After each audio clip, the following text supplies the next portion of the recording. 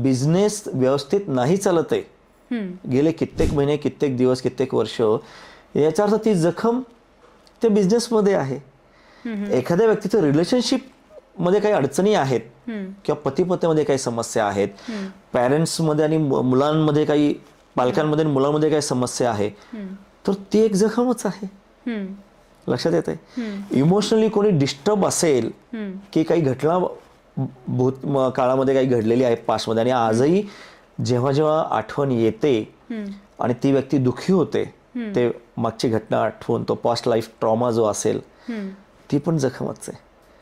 थोडक्यात आयुष्यात चाललेल्या ज्या ज्या समस्या आहेत त्या कुठल्याही क्षेत्रातल्या असू द्यात, त्या एक प्रकारच्या जखमाच आहेत.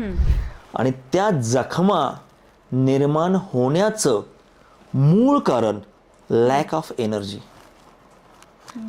आणि त्या जखमांना हील करण्याचं, म्हणजे जखमा भरून काढण्यासाठी जे ह्या पूर्ण ब्रह्मांडात सर्वोत्तम औषध आहे, ऑब्विसली पॉझिटिव्ह एनर्जी.